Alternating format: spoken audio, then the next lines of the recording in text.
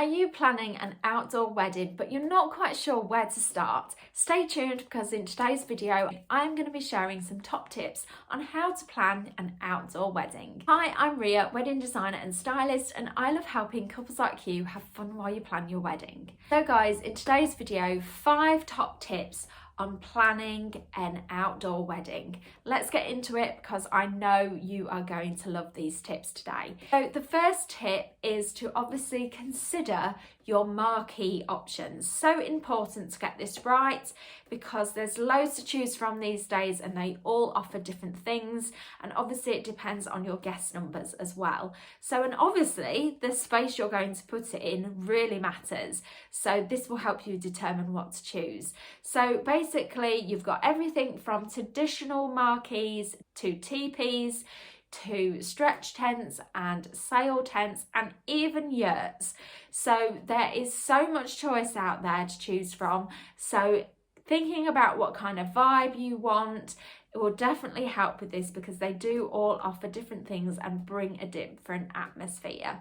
When you are choosing a marquee, make sure to cover all your options first before you make a decision. So the second tip for planning an outdoor wedding is to make sure that when choosing all your decorations, you choose things that are suitable for an outdoor wedding, and you maybe want to also consider that they are bigger decorations.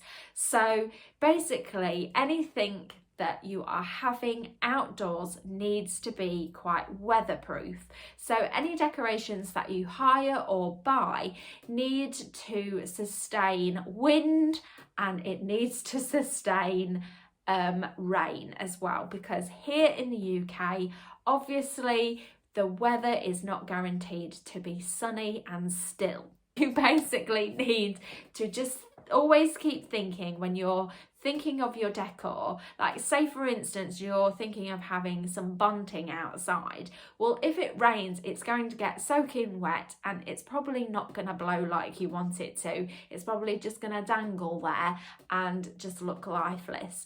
So it's thinking about how you can use decorations in a clever way that is not going to get spoiled, because obviously, you know, things cost money to hire, they cost money to buy, and you don't want it to all be a washout. So thinking about how you can include your decor, but if the worst case scenario was to happen, then it's still going to look good. When you're getting married, like maybe in a field, maybe you've got some trees around you, you know, a lot of the smaller details won't get noticed. So it's better to go big and bold, and therefore you'll make more impact with your marquee. The third tip for planning an outdoor wedding is to make sure you have easy catering. Now, not all the time is a marquee in a field. It might be like near a wedding venue that can supply you with the catering. But if you are simply getting married in a field and there's no catering, then obviously you need to bring the catering in.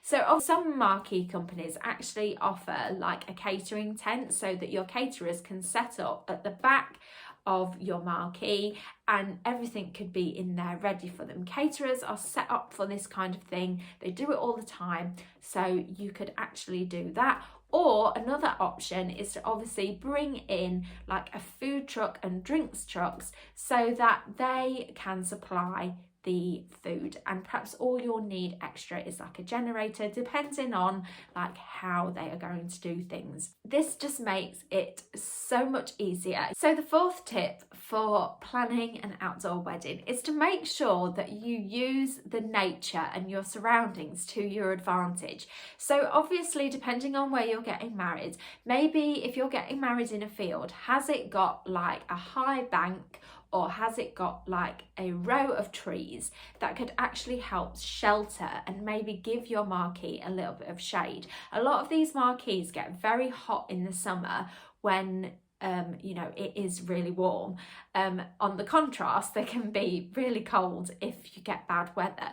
But obviously, you know, overall, if a marquee's got sunshine on it, they can be quite warm in there. So having a little bit of shade over and also from the wind is a really good idea when you're thinking about the location of your marquee. And also using your surroundings to your advantage like what is there already in place that you could maybe use to help you decorate things. So like if there's some trees available, like it could maybe work as like a photo backdrop, or you could hang some frames from some branches and have some guests take some pictures in front of them. You might have like an area which would be really good for like garden games and things. It's just about using what's already there in the space to your advantage and, you know, helping include the space instead of it feeling separate. So the last tip for planning an outdoor wedding is to have a plan B. This is so important because obviously you plan to perfection for what the ideal situation is going to be. It's all going to be fine.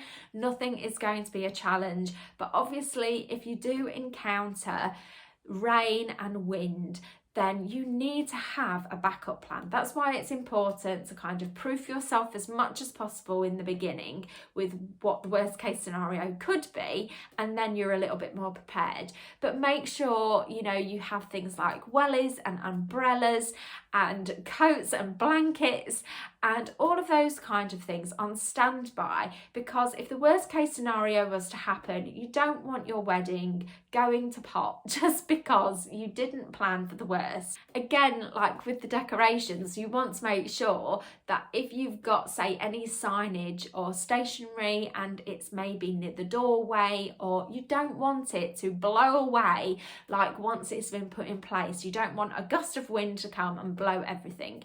And the same with anything you've put outside. You don't want it to blow over, so make sure that you put like something weighty in the bottom of things or on top of things, like sandbags for stands to stand up or easels to stay where they are, because you know this all will make such a difference, and then you still get everything as it was. It's just, you know, like made sure it's going to stay there. Hope you have really enjoyed these tips and found it really useful to get you started with planning an outdoor wedding. I've actually got on the website a digital guide to help you through the process so that you make sure you gather everything you need for a DIY wedding. So you can find it on the website in the digital shop. If you have enjoyed today's video, please remember to give it a thumbs up and please subscribe to my channel. I'd really appreciate your support. Thank you so much for watching. I will see you next week.